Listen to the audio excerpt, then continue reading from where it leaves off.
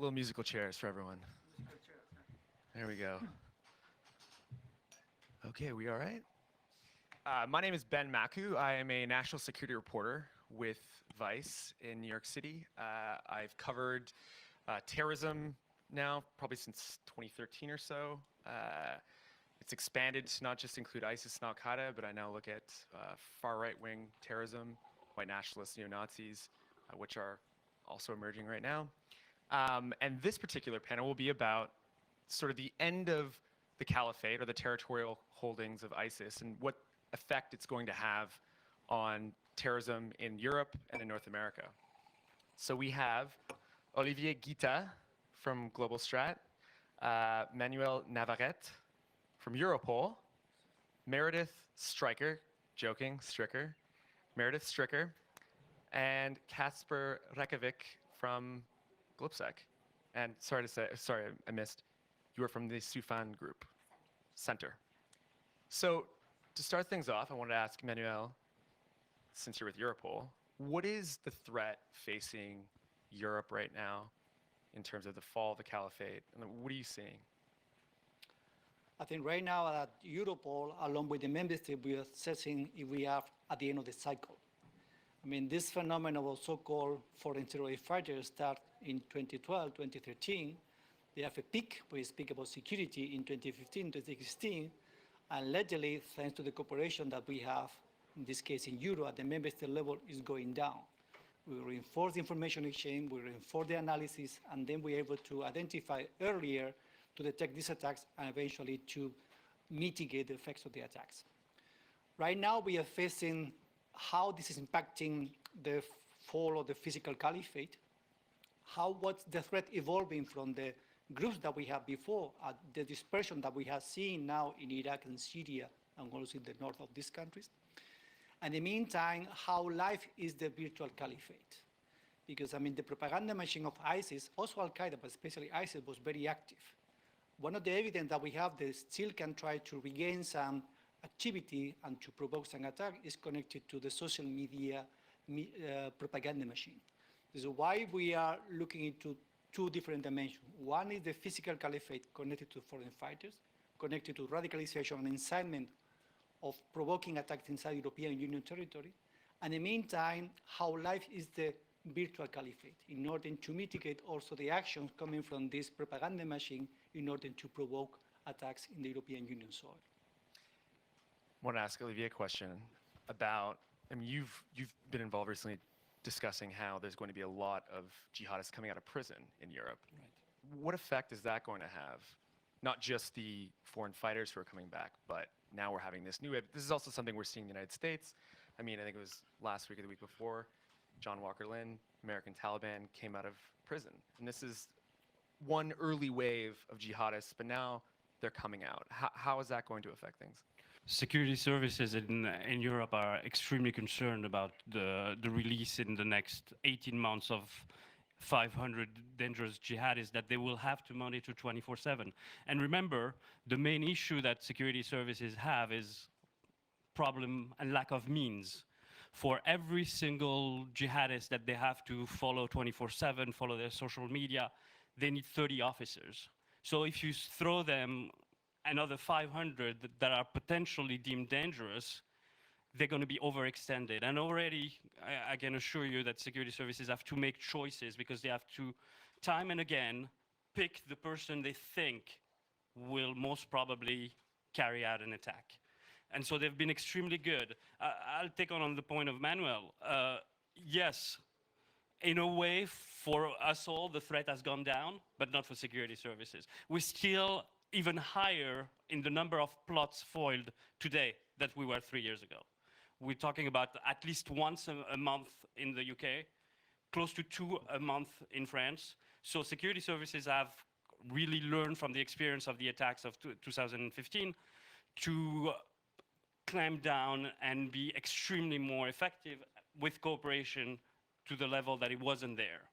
So yes, it's a huge issue, but down the road, and what's been since 2001, the main problem for security services is the guys that they don't have on the radar. So the attack in Lyon last week is extremely concerning for them Because this guy, Algerian student, was not fiché S, so he was not on the terror watch list, contrary to most of the people that we've seen with a GOBSEC study that were on that list. And the guy basically wanted to carry out an attack just before the European election to make Marine Le Pen more powerful and basically to steer a kind of civil war. And that's something I was going to mention was, I know Rukmini Callimachi of the New York Times has been really great about making this a point, that the number of attacks attempted has not changed by ISIS since about 2015. The difference has been security and intelligence services have been better at thwarting it. Katzber, I want to ask you, GOBSEC just did a great report on foreign fighters from Europe, and I get this question all the time in terms of everyone just wants a simple answer. What is an ISIS fighter? Who are they? And it's obviously very broad and complex, but that's why I'm going to throw you this question. Fantastic, thank you. Yes, so if you can briefly summarize, tell me, who are the ISIS fighters that were there that left to go fight for ISIS and Al-Qaeda? It's a kind of like a question which pushes me towards a kind of like a statistical mathematical answer, and I love providing such answers, like saying the answer is 7, and then go figure what that means. In this sense, it's easy to give you a kind of like a snapshot, but I mean we have to look behind the snapshot. So I'll kind of like in two sections, if I may. First is that okay, I'm gonna give you the I guess the obvious: male, late 20s, early 30s. So it's not teenage rebellion. 87-13 males versus females. We're looking at people who quite often, and our French team who's present here in the room actually was pushing this in the reports, that people who are actually in-betweeners, they're hybrids. So on one hand, they come from areas in which people who move in packs, I wouldn't say gangs, do things together, stuff together. And this stuff could be football, could be crime, could be, well, basketball is probably less likely, but you get my point. But then it could as well be terrorism. So you've got, you have people you have a huge constituency of people who are not committed religiously. Let's put it this way. Although many of them are, and I don't want to discount Gilles Kepel's point about radicalization in places like that. But you've got a huge community of people who are also thugs. That's Olivier Roy for you. But then you have a community of people who are in between. And we see those hybrids. So I would say, in a nutshell, I wouldn't like to go down the path of like this, and that. The person is a hybrid. In between things, moving, in between communities, in between, I wouldn't say jobs, but actually a bit of this and a bit of that. And a bit of this and a bit of that, in our case, the majority of the modality of our project was that we're looking at the criminal connections. And yes, I would love to say that there is a crime-terror nexus, yes, and to some extent it does exist, but I would say it's a slightly different take. Many of Europe's terrorists are former criminals, but they're not necessarily use the criminal proceeds or the criminal know-how in their terroristic activities. So we gotta make that clear. Let's abandon, or sometimes be a bit more critical towards this kind of a cliche. But I mean, in one word, they're hybrids. Yeah, I mean, if you look at someone like Zarqawi, for example, he was a criminal. He went to jail. He had tons of tattoos. He cut them all off himself. Joined Al-Qaeda, and it kind of went from there. The same thing goes for. I know in Canada there were some individuals I was in touch with who were there who were part of ISIS. They were a group of 5 friends. They all went to the same Musala, and then they all went over to Iraq and Syria together. So there's this sort of grouping going on, and I would add, it is quite often young men, unfortunately. Meredith, I wanted to ask you, what about all the people that are over right now in Kurdish camps, both men, women, and children? What humanitarian crisis is facing them? And are you talking about foreigners? Foreign fighters that have been captured by the KRG. Well, first of all, thank you so much to GOBSEC for the invitation, my first GOBSEC conference. I'm thrilled to be here. Our perspective on this organizationally is unequivocal. States need to repatriate their citizens. They need to take them back, and they need to arrest them and or provide services to them because that's their responsibility. These people are their citizens. They're being held in unstable prisons or camps that are prison-like. We have a generation of children, many of whom haven't been to school in, say, 5 years. And so this is a humanitarian issue, but it's a security issue. Because if you leave those people there, if they're not tried in a kangaroo court in Iraq that may or may not actually be accurate about what they've done and sentence them to death or to something else, I mean, it's possible that they're getting a fair trial there. It's unclear, but for the ones held in Syria, not only are the SDF not a government that can actually adjudicate, any of those claims, but we are reinforcing the narrative, the incredibly powerful ideology of you do not belong, which is, and not to put too fine of a point on what Casper said, but there must be a sense of belonging that was absent for that pilgrimage to take place in the first place. So the long-term solutions are complicated, they're expensive, they're labor-intensive, they don't fit into an election cycle. It's a really hard political sell to take people back, but it is necessary for our security. So I'll just say quickly, many of you may know that Osama bin Laden's citizenship was revoked. He wasn't allowed to go back to Saudi Arabia, and he formed Al-Qaeda in Sudan. And many of the original cadre of Al-Qaeda were people whose citizenship was either revoked or they knew that they would face death if they went home, so they didn't go back. And so we see that creating citizens of the Islamic State is what we're doing by not taking our citizens back. Yeah, I mean, you had that whole Egyptian contingent, Zawahiri. This was somebody who couldn't go back to Egypt. They all went and made it a much more violent organization because of it. One thing I wanted to mention to the audience as well is you don't have to just listen to me ask questions. You can ask questions on Slido, so I'll be taking them throughout this discussion. One thing I wanted to open up to all of you, now that we've sort of established what the issue is, what are we supposed to do as a society and governments with A, the returnees coming from Iraq and Syria, and B, the wave of jihadists that are coming out of prisons across Europe and in North America? And feel free to jump in. I just want to take on Meredith's point on what could happen if they're repatriated, because obviously in Europe, the sentencing is not at the level it is in the US. So if you arrest someone for terrorism in France or the UK, you can sentence him to 5 years in jail. Within 2.5 years, he's out for good behavior.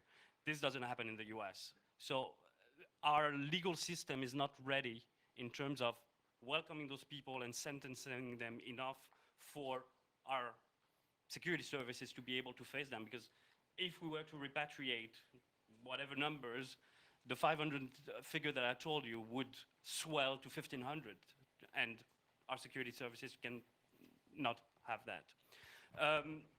To go on your second point, and what I think is critical in terms of the threat is that, unfortunately, it's very difficult because it's a big machine for government to move from the threat of foreign fighters, of returnees, which security services focus so much and didn't really happen the way they expected it to happen, and the problem that we have in the larger society of potentially people just alienated in our society and going and saying, look, I pledge allegiance to Abu Bakr al-Baghdadi and I'm going to go into a cinema in Paris and kill 15 people.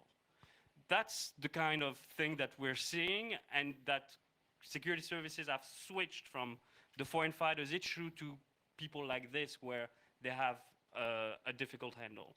Last point that I want to put to you is that in our misfortune, we've been extremely lucky that the wave of jihadist attacks that we had in Europe were done by amateurs.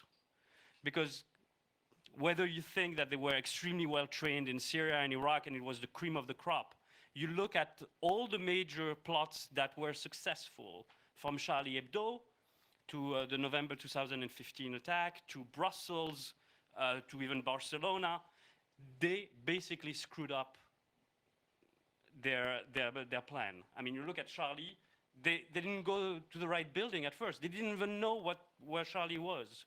You look at the attack in November 2015 in Paris. They wanted to blow up in the Stade de France, in the football stadium. They didn't buy a ticket to get in.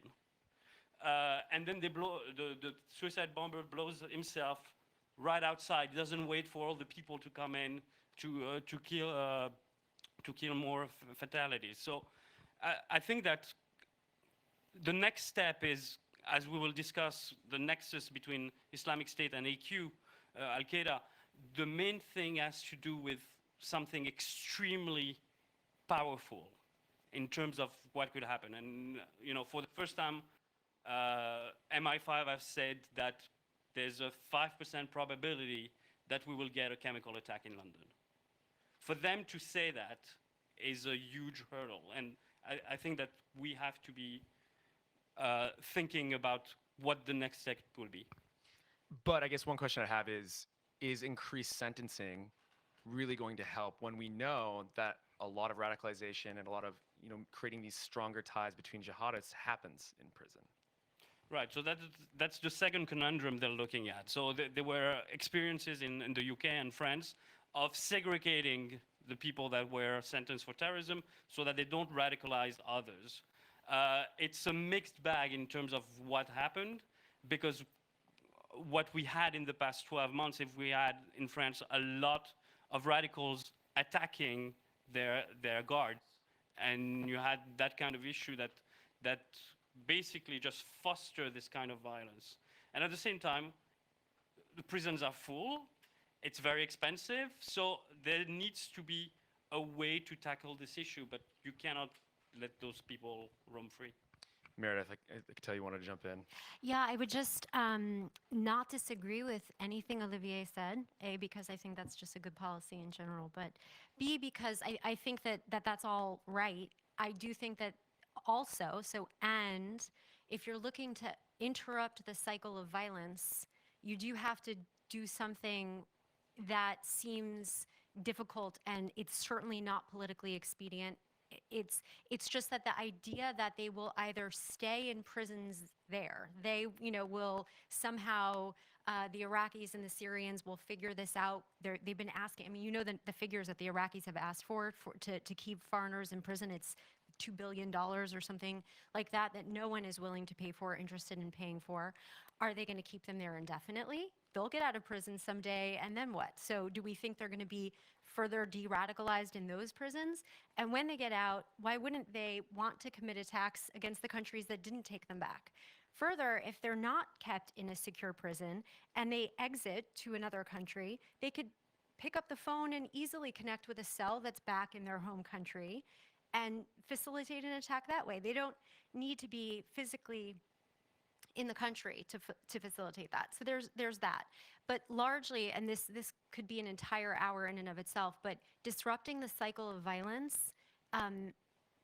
keeping prisoners there, keeping foreigners there, keeping children without services, without vaccines, without enough food, without education, all we are doing is creating the next generation of the Caliphate. Casper, I could. Yeah, quickly, if I might jump in on this point, because I'm glad that Mr. Navarrete will speak last on this, because we're not answering to any bureaucracy or organization, and we're giving advice, and then you have to deal with the reality. So we can kind of freely express opinions on that, and I'm happy I can do that. So I'll say this. I mean, I always got the impression that counterterrorism, we cannot talk about this or that this is what we're going to be doing this year, and we're going to move on to something else next year. That was one of the secretaries in the Northern Irish secretaries who was saying, okay, now we're going to start shooting IRA people, and we're going to be shooting more than the previous government. Look where it led. So I mean, you have to have a full range of options. And I think in this case, Ben, when you're asking, what do we do with the returnees, people going out of jail? I think the bad news is, and this is what Olivier talked about, and also you, Meredith, that you need resources to assess them individually. And when I say full range of options, it starts probably, or it started with kinetic options in the Middle East a couple of years back, going back to the softest of options back here in Europe. And it's a question of, who's who and where, but who makes the call? How do you establish that kind of infrastructure that makes this decision? And it's not just a security infrastructure. just to complicate matters. It must be all the other elements. And I mean, as we implement our projects and we go around Europe, there still, because of that, there's lots of resistance in different countries of, you know, non-security actors to be involved in this process. Saying, oh, it's not us, it's Ministry of Interior. It's not us, it's the security services, it's the police. Well, not really. I mean, we're talking, Meredith, you're talking about vaccines, you know, education, we're talking prisons, you know, there could be so many other sectors of society and actually government that we need to bring together in a sense to make a call about that person or the other person. And if you throw into that kids, well, that again complicates matters even further.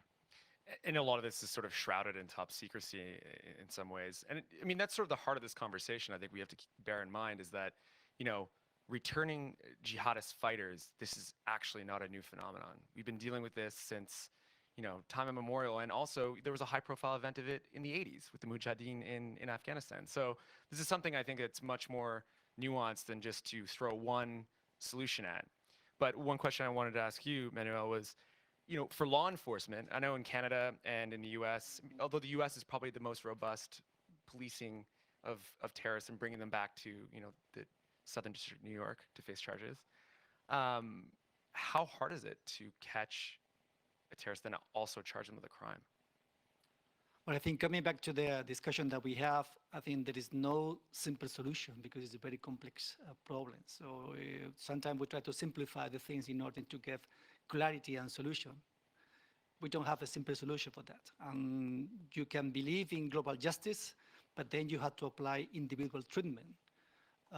Every single country in the European Union, also the US or Australia, Canada, they have their own national legislation to be applied to the individual they are suspected to commit a crime. Then you have to individualize the treatment. I'm speaking from the law enforcement point of view, what kind of crime he or she committed, what kind of evidence that you can gather, what is the cooperation that you have with the countries that where this crime were perpetrated, Iraq, Syria, Turkey, no easy this time. And then you have to try to obtain this evidence and to be proven that could be used in due time in courts. It's talking about the criminal, let's say, line of action, which is not easy because we are talking about difficult territory, we're talking about lack evidence, how you respect the chain of custody of the evidence, so it's not really a single solution for that.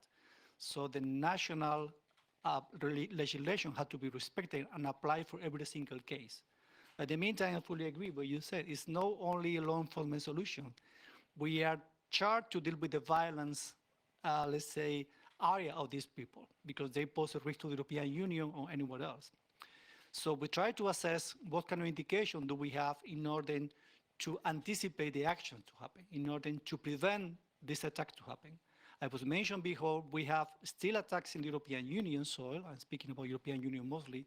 But this year, in 2018, we have more foil attacks.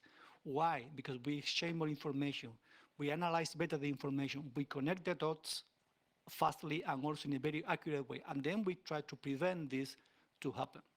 But every single case had to be analyzed by the intelligence and the law enforcement.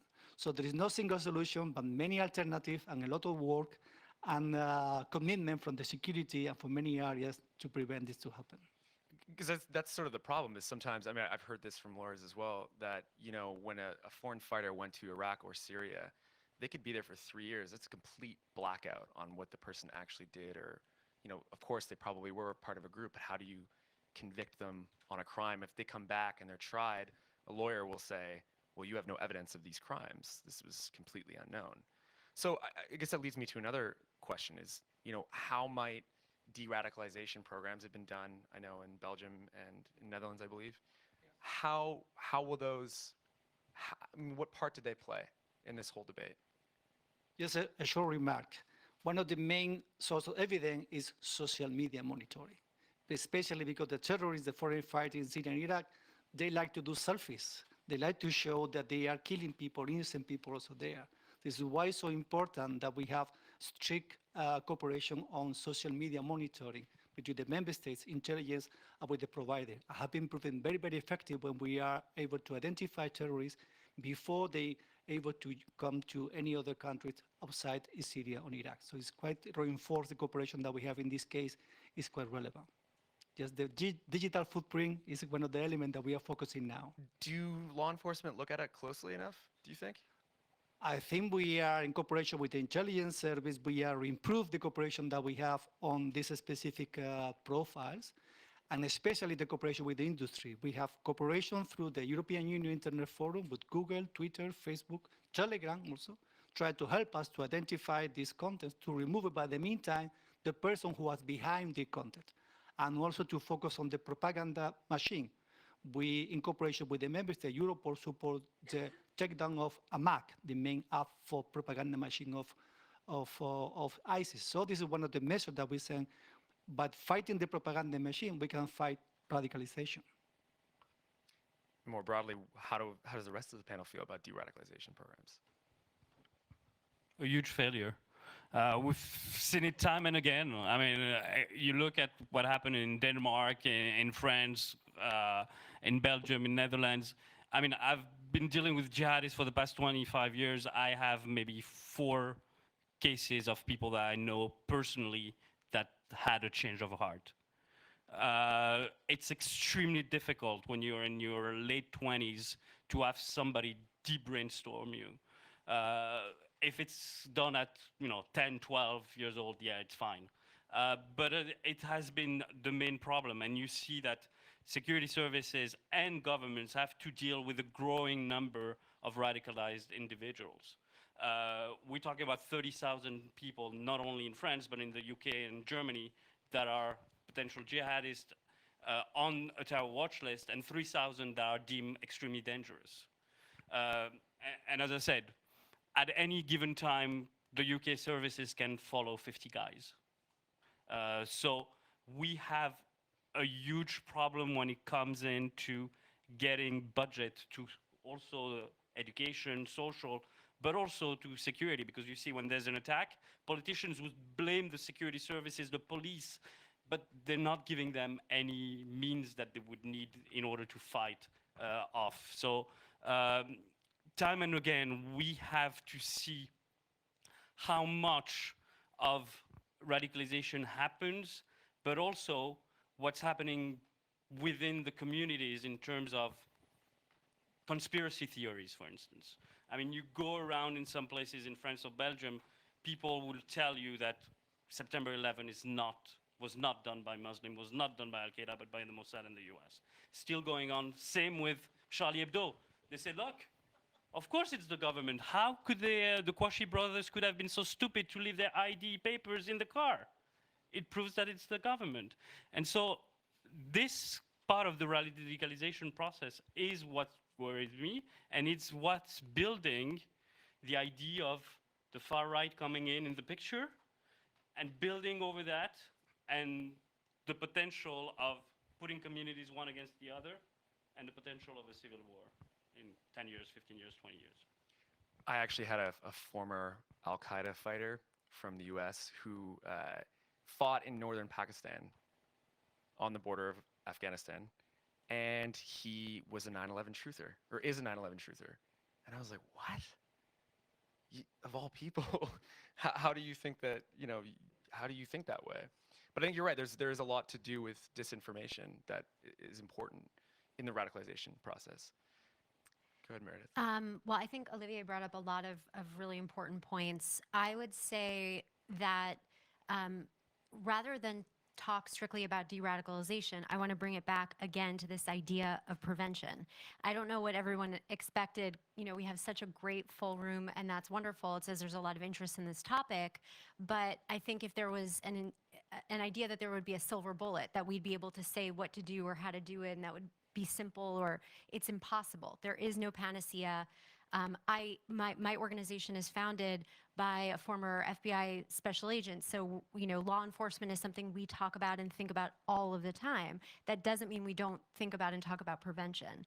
And so if we don't want to play whack-a-mole with all of the radicalized individuals that Olivier is talking about and that Manuel is talking about, the only way to think about it from my perspective is to be talking simultaneously in these conversations about prevention.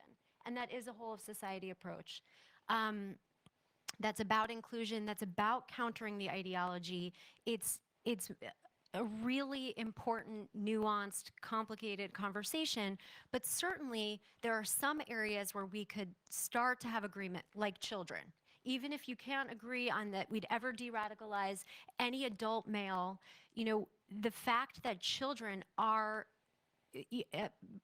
wallowing in those camps, I mean, it is creating the exact problem we claim we're trying to solve by having them there in the first place. So I think as an international community, and I know there's a lot of talk about tribunals and whether or not there could be, personally, I don't think that would work. You know, the United States getting on board with ideas around capital punishment with some of the European states, we execute minors in the US. I mean, there's no way we're gonna have, I'm not advocating for that, but there's simply no way we'd have like a universal idea about how to try and punish people. So I think that that's dead in the water. I think it's a silly idea, but I understand the intention behind it.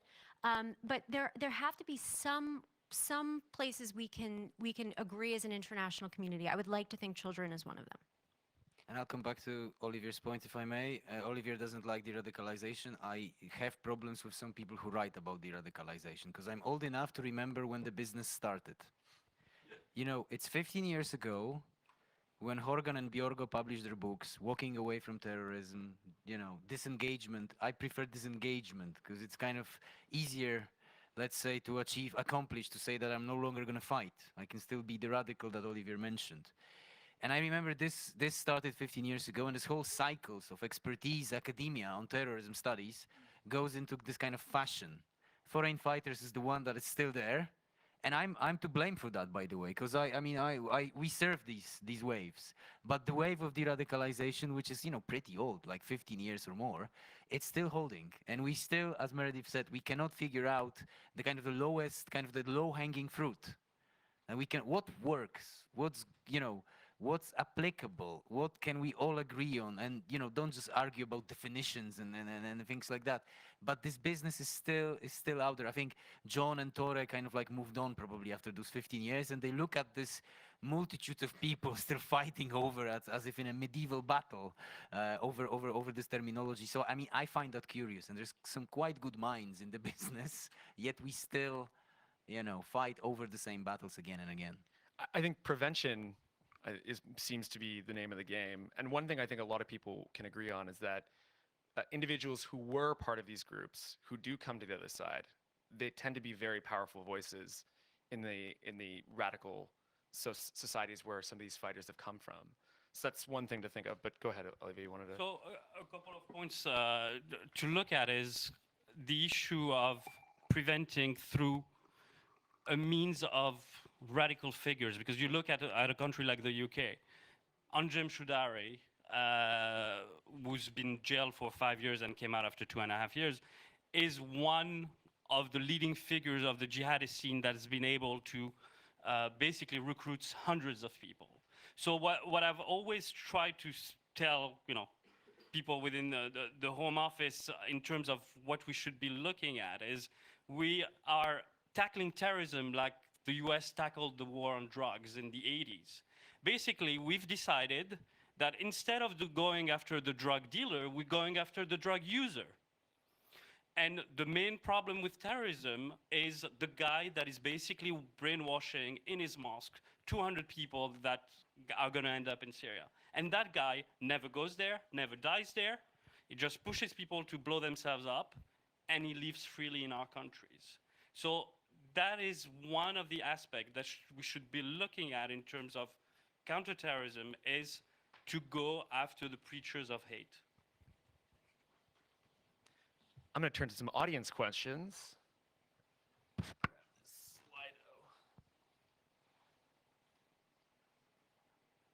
Here's one from Alexandra.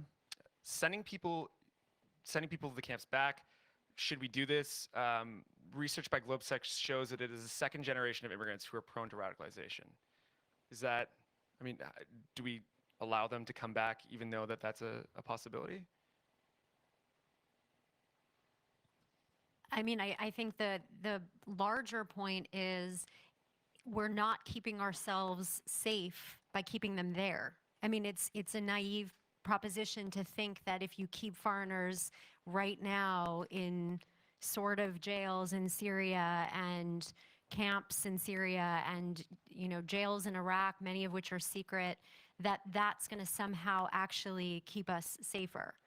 The way ideology works is you can't possibly arrest all the people who support the ideology. So as to first or second generation or who they are, I think the main, and if this is your study, you can talk more specifically about it, but I think the main point is what's going to work broadly across the board, like thematically, and is there any reason to think that you're not creating more supporters of the Islamic State by the policies in the home countries, by the policies that you're following right now or lack of policy in Iraq and Syria? So it's about thinking about the big picture. It's thinking about the long term, where we think it's a short-term security gain at best. It is not a long-term solution to keep them there. Probably in terms of, do we bring in some of them? I mean, do we bring them back? Like I said before, some of them probably yes. And I mean, especially kids. Well, I mean, they're not fighters. So I mean, that's or some actually were. So that complicates this further. But it is to be decided, I think, on an individual basis. Let's not have this. You know, we have to also understand the implications that, you know, if Iraq, for example, sentences, and it did already, these individuals to death, and there's already a human rights pushback, which I treat with a bit of irony, you know, in this situation, that okay, but these are, you know, citizens of our states. We should have the capability to actually process them through our, you know, through our system. Some people say that, you know, I'm not, you know, that's why I'm saying let's bring some back. Let's not bring them en masse. You know, I'm not speaking for such a deal. And in terms of the generations, you know, yes, second generation, but then again, in countries like Italy, they're mostly first generation. They arrived very recently. They don't yet have the roots there that much. That's why Italy, while defending against this threat, has this approach of, you know, quick deportation. Why can't they deport them? Because they only have Moroccan, Tunisian, Egyptian citizenship. They're not Italians. So, you know, you've got spots of first generation as well, and you've got spots of third, fourth. I mean, when we get to the sixth, will we drop this point? Again, I'm feeling like we're kind of flogging, maybe not a dead horse, but the one that's very tired. And there's also just been, I mean, to look at some of the fighters who've gone over from Canada, just, you know, French-Canadian guys who are seventh generation French-Canadian. So this is something that, I mean, there's a lot of different types that have gone over, to reiterate that point. Another question from Hans, will we see a convergence of the Al-Qaeda and the Islamic State support networks in Europe since there was already mutual operational support for the attacks? Yes, we've seen time and again that they work together fine, but on the lower level rather than on the strategic level. I think that the main issue has to do with ego. I mean, when you're looking at terrorist groups, you know, I come from the corporate world, and I analyze terrorist group as corporations because they all have a means basically to make money. The way they make money is by getting their return on investment on their attacks, but also they look at mergers and acquisitions, literally. And they think that, look, the model of Islamic State worked fine. And if you look at it, you have a dichotomy between the Al-Qaeda model and Islamic State. I always call the Islamic State the McDonald's of terrorism. Basically, you just come in, you order what you want, you join, nobody asks you anything, you pay, and you leave. Al-Qaeda is a very elitist organization. It's a top-down, you have to be vetted, and that's where they made the mistake. And when people say, look, the Islamic State is dead, yes, but the genius of Baghdadi was to announce the Caliphate. Because even if the physical Caliphate has been removed, in the minds of a lot of people, the Caliphate was there. And Al-Qaeda was never, ever thinking about getting and announcing the Caliphate until they would rule all over. So yes, we've already seen that, you know, some of Al-Qaeda members have moved to Islamic State, but on the lower level. In terms of the ego of the leaders, this will never happen, the kind of merger that we can see in the corporate world. Yeah, very briefly to complement what you said, I mean, we cannot assess that this group, they are like an army. They say, okay, people from Al-Qaeda on the left, people from the Islamic State on the right. It's not working like that. I mean, at the end, there are different models of terrorism. They have different motives. They are aiming somehow different targets, but at the meantime, they are sharing some common points when we speak about terrorist causes and terrorist activity. Some of the groups that they were initially labeled as Islamic State, now they became affiliated to Al-Qaeda and the other way around. So there is a communication because at the end, they are a local adaptability. And now, as you say, now we see, especially there is a controversy on social media that Islamic State Caliphate, virtual Caliphate is going down. They have not the capability to export more propaganda. They are not really able to export this wonderful image that they have killing people. So they are going down and Al-Qaeda still remain. So now Al-Qaeda leaders say, so who was wiser? It was you that you was selling McDonald's or the one I was selling terrorists of quality? Who is now still standing up? So, but this is not helping the security. So because we have a competition with the terrorists, which is never good for the security. This competition breeds, stronger outcome.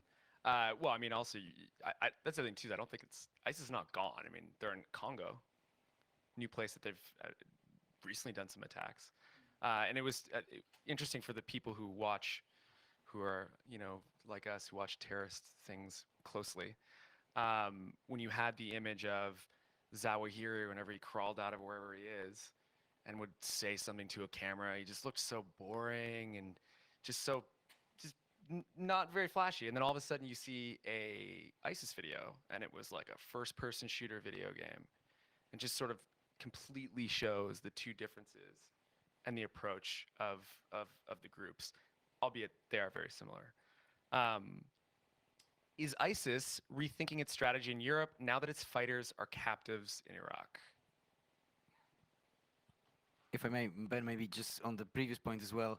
I mean, it's a controversial thing to say on stage at GOBSEC, but let's give more credit to Mr. Zawahiri because he's been in the business for 50 years.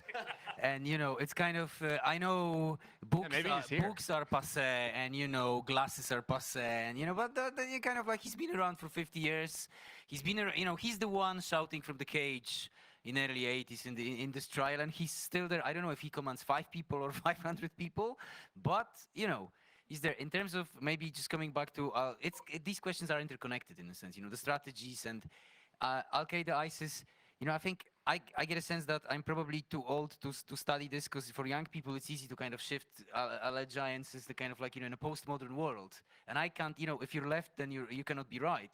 And when a question is Al-Qaeda, ISIS, as we heard, it's really a flow. I mean, when I spoke to a guy far left who fought in Ukraine on the pro-Russian, let's say, separatist side. And I spoke to him, said, hey, there were French neo-Nazis next to you in the trench. Did you have a problem with that? He says, no, I mean, absolutely okay. Far left, far right, we're together, and we're going to shoot at the real enemy. I mean, we can discuss who the real enemy was. And I think it applies to other ideologies in this sense. And whether, the question, the Iraqi segment, are they changing? Of course. Because I think, Ben, it's a fantastic, it's a recruiting sergeant in a way that you've got stories of people who are now in these camps, who are mistreated by justice in Iraq and Syria. They're Europeans, and I would love to see a study on how that plays in the European fanboy, so to speak, networks of ISIS. Is this resonating? So it's no longer a glorious story. I went, I fought, and I won. It's a story of failure. It's a story of oppression. It's a story of like, mistreatment. I'd love to see a study on that.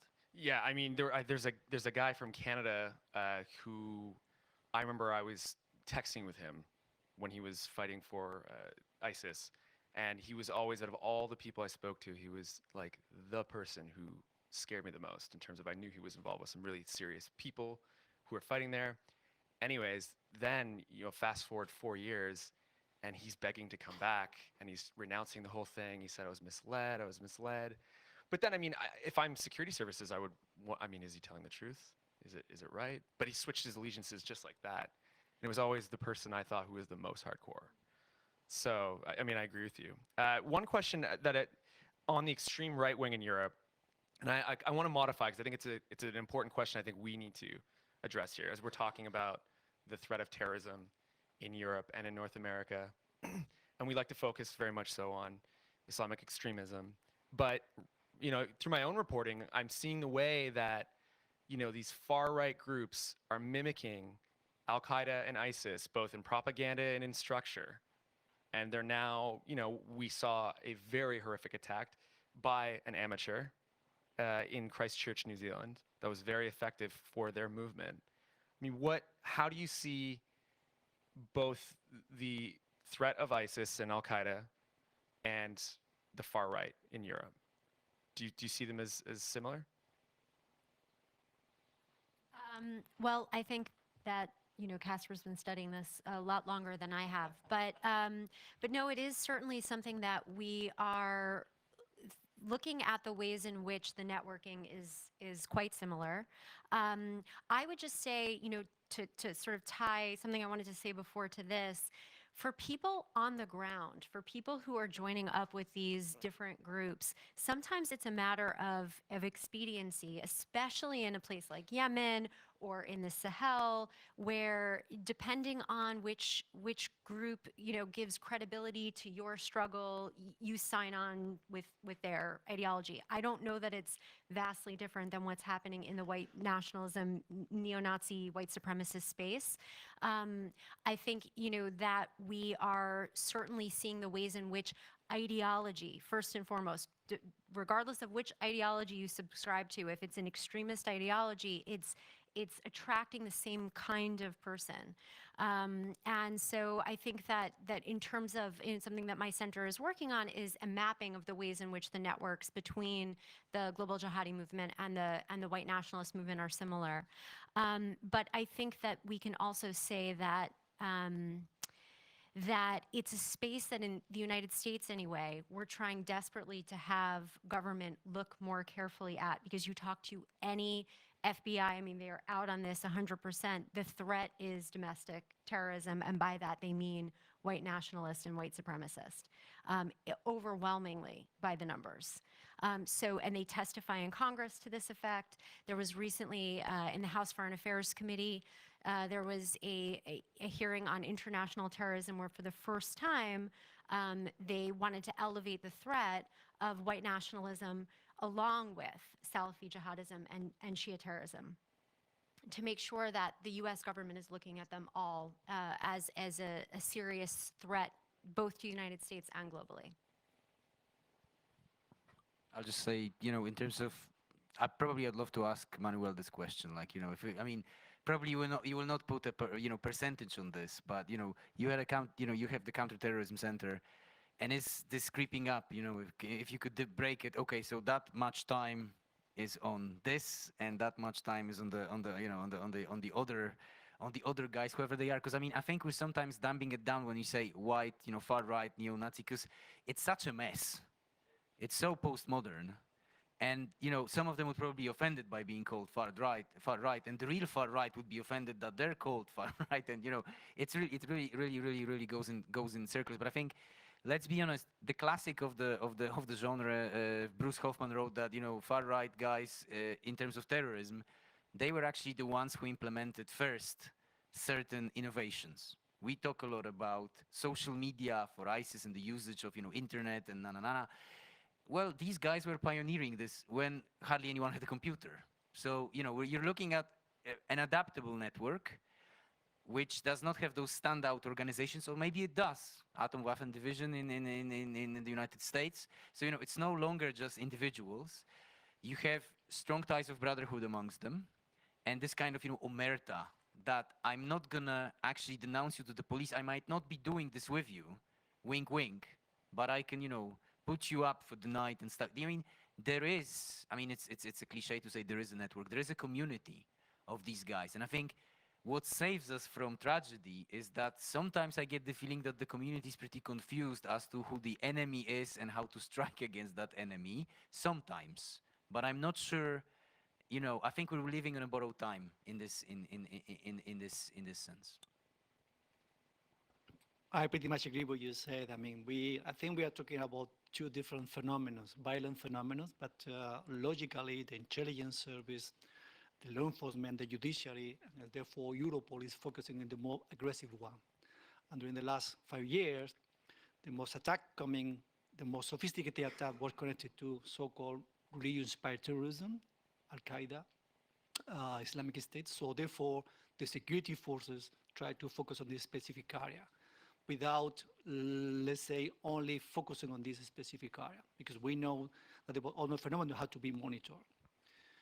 The activity connected to so-called violent right wing, we have observed an increase during the last years. It's not comparable what we have now connected to the religion-inspired terrorism, but it's true that we have more cases and more action come from the member states to identify this threat and to mitigate the threat. But the profile is different. They are most isolated people. They can become quite sophisticated. In the meantime, they are imitating, as you very well said, some of the dynamic that we have seen in Al-Qaeda or Islamic State. You see the attack in New Zealand, where they were broadcasting live the attacks, killing the people in the mosque, but also they prepared a manifesto as they're connected to the Templars. So there is some similarities, even to the case that we have a few years ago, Breivik case. So there is a imitation game on this specific phenomenon because they see as a reference to commit the attack. But I think we are talking about two different phenomena, but at the meantime, they are receiving treatment from the law enforcement, intelligence, and judicial. So it's true they are not at the same level, but they still are focused. They are one of the area of activity of the counter-terrorist activity in the European Union for sure, and also in the US. Yeah, it was yesterday I saw on a social media site that frequents a lot of white nationalist terrorists, or white nationalist terrorist groups.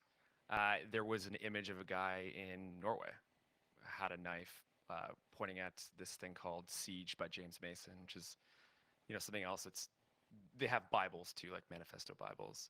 This is Norway, this is a country you don't really think this is going to happen in, but it does, and this is something that, and it did.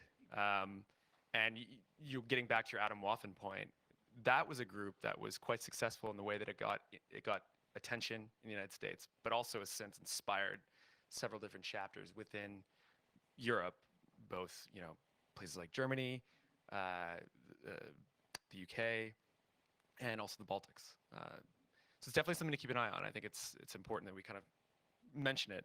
I'm going to turn back to another question from the audience. Is the situation in the Western Balkan countries regarding Islam radicalization worse than in other parts of Europe? That's a good question, and that makes me think about a point that I didn't make, and that I think is important. So I'll answer the question, whoever asked the question, I'll answer the question, but just one point is that recently when we looked at threat assessment within Europe, because of what we said with Emmanuel, that security services in the West have been extremely good at foiling attacks in the past few years. For me, in terms of what I see as the major risk would be, for instance, an attack on Prague.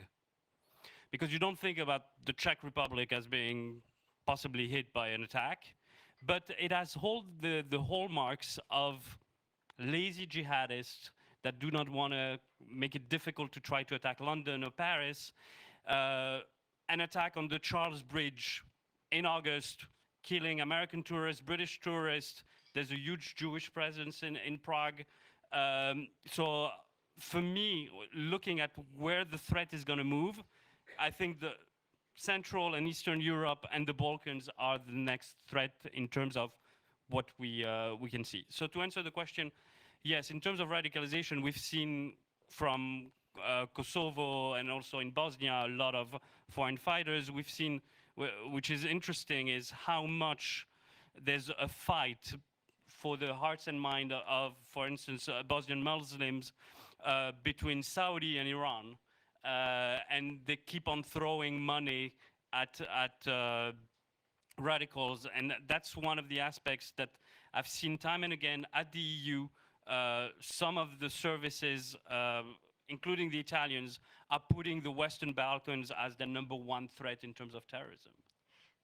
But if you're asking people on the ground in the Western Balkans, they're worried about far-right extremists. I mean, they're not talking about the jihadi threat. There is a deep concern about this other problem that we absolutely should be talking about in tandem with this. that, people are very clear about their concerns. We've been doing a lot of work on the ground there, and so it's important to remember that as well.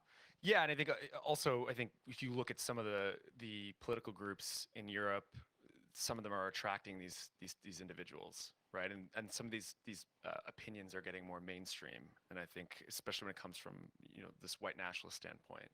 But at the same time, there's also a theater that's had links to Al Qaeda in the past. The other thing we haven't discussed is you also have Russia that has dealt with both of these issues very closely, and you have Chechnya not very far away. And Chechnya has been some of the militants that have come out of there have been the most active in global jihadist movements. Here's another question, and I like this one. Why do amateur jihadists attack rather than letting professionals do the job? What holds them back? Are they afraid of anything? I mean, go ahead, Casper. You work with what you've got to some extent, really, and I mean that's what Olivier has been talking about. That going maybe back to President Obama's point that this whoever wears the Lakers shirt is not essentially Kobe Bryant, and he meant ISIS, but then okay.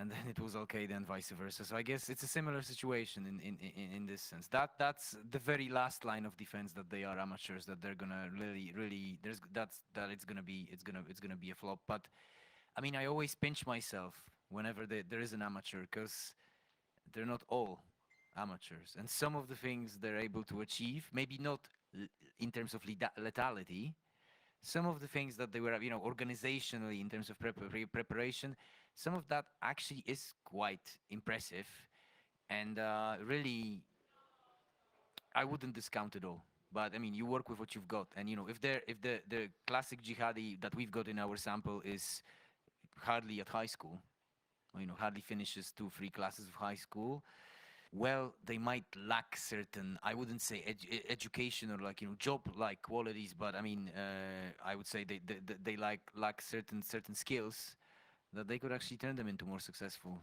attackers. I would raise one point here is looking at Sri Lanka. Sri Lanka was from far the most sophisticated attack since Mumbai. I mean, and the reason why, not only that they were under the radar and there was problems within the domestic government, but also the access to cash. Because compared to the profile of Europeans, those were top-notch. They were from the wealthiest Muslim families on the island. And a figure that struck me after the attack is that the Sri Lankan government was able to freeze $40 million from those guys that was deemed to help them foster attack. When you know that 9/11 cost $500,000, 40 million, you can do a lot. So in this case, they were not amateur, and we've seen how good they were. The last thing that I want to mention compared to the question is, amateurs can create a lot of problems for us. Imagine if within the next 2 weeks, each day we get an attack in London, in Paris, in Brussels, just a guy walking into a bakery, blowing himself up, is just an amateur, but they know each other. Imagine the impact on the economy. You will stop going to restaurants, to cinemas, to all that if it were just low, sophisticated attacks. And that's what exactly the Algerian jihadist behind the Lyon attack, they asked him, why did you attack in that street in front of the bakery? He said, I wanted to attack a place that was extremely usual, that people would not think would be attacked. And that's where they're dangerous. Yeah, I think that Sri Lanka attack was like a throwback Al-Qaeda cell. It was all these rich kids, and they effectively undertook it. And I should add too, in where I'm from, in Canada, you had a completely amateur guy walk into our parliament and shoot a gun off, and he only killed one person, but it completely changed the way terrorism was viewed in Canada up until that point. It had been, almost a decade since, or I think more than a decade since 9/11, and that was the first time someone had done something. So, do you want to go ahead, Manuel? Yeah, I want to just say something about that. I mean, there is clear correlation between organizational issues. I mean, you are connected to organization, then you have some kind of apparatus, a logistic apparatus. You also can obtain a lot of funding. Then you need more time to prepare your plan. Then you spend some time on communication, you spend some time on acquiring the weapons or the explosive, and then you commit the attack. So it's clearly that the more sophisticated you are, the more lethal you can become. This is why the attack in Paris, in Brussels, the more time you have to prepare, the more possibility that you have to acquire proper weapons or explosive, even going beyond the classical one, then you can cause more victims. So the impact is very high. But at the meantime, the good news is that you need more time to do so. You need more people to do so. You need more communication to do so. So the chances for the security service to spot this and to deter, delay, even prevent it, they are higher. But we are not in this line, then the consequences are very high. Going in the direction to these individual actors. They are not sophisticated and they have to be very lucky to commit the attack. But at the meantime, they can be very, very also lethal. You have to remember the Nice case. Like one guy with the truck and the celebration of the French Day, they killed more than 80 people. The sophisticated attacks, you need time, you need money, you need a lot of resources, you need time. And then you become a little bit predictable. Being predictable, you can be preventable. If you go to the long actor attacks, you need less time, you need less means, and you only want to select one target and go for it. So they are more unpredictable, and therefore they are less difficult to prevent. But this is the equation they are working at the security level. So we'll go one last question, and it's on something I think we haven't really touched on. We often hear individuals are groomed into joining ISIS, terminology associated with sexual exploitation. How useful or unhelpful is this in explaining engagement, or in, I think, maybe explaining how people get attracted or stay? Yeah, and I'd gladly. Actually, good question. The academic in me and the researcher in me says whatever new take on this could help us in actually understanding the organization and its mode of operation. I wouldn't discount usage of something from a completely different discipline. I mean, I've seen it work. We've all seen it work, or not work as well. Let's be honest. But I wouldn't discount it. Whether actually this one, I mean, I'm not knowledgeable about this at all. I mean, in terms of like what we see, I mean, I wouldn't say exploitation. What we see in our sample is really people having, I mean, it might sound controversial, but quite a lot of them really do have issues and problems in childhood, during their childhoods. And of course, this is just one variable. There's so many others. But, broken homes, traumas, even, kind of like some kind of traumatic in their mind quite often, situations from school. I'm not saying that this should be the compass for us now, but when you see a lot of stuff like that, and there's a book on that coming up, that basically if you're from a kind of like an abusive home, then you are more likely to become a terrorist. That, I mean, I'm dumbing it down. I'm not gonna advertise the outer. As I'm saying, this is just one variable. But if you see it, if you use this one and many others, there might, but I just say might, not may, might be something to it. Yeah, and I would just add to that. I mean, maybe vulnerable to manipulation is how I would put it, as opposed to exploitation. And there's going to be, I think we were talking about this last night, but there's always going to be a percentage of people who are drawn to violence. No matter what you do in the world is a violent place. There will always be violent conflict. I think one of the main mistakes that countries have made is to present to their citizens as if they can keep them completely safe all the time. It's just untrue. It's simply not true. So, and we were talking about this. Olivia, you said something about security services don't get credit for what they do. And I did say this last night. When we get asked by governments in ad hoc conversations, well, how do we convince our population to do, that we need to take people back, or that we need to, engage in preventative activities, I say, I understand how difficult it is for you, because if you make a mistake, if you screw up, it is on the front page of the news. But for all of the wonderful things that you do, for all of the things that you prevent, it's not on the front page every day. So to bring it back to this particular topic, there's always going to be violence. There's always going to be people drawn to violent conflict. But the opportunity to join a global organization that's, presenting itself as an antithesis to corruption and to American domination and all of the other winning strategies that ISIS especially has had, is a new opportunity. We can compare it to the Soviet jihad. We can compare it to a lot of things. There's been nothing on the scale of this that the world has seen in modern memory. And so it is very complicated, and maybe this is a point to end, but that's why the solution is so complicated. When people talk about, oh, well, let's take lessons from gang violence and let's use them in de-radicalization or in thinking about how to deal with ISIS fighters, or let's talk about what happened with the FARC in Colombia. When you talked about children, nobody would suggest taking child soldiers who fought with the LRA in Uganda and locking them up in a prison for 20 years. That wasn't the global conversation.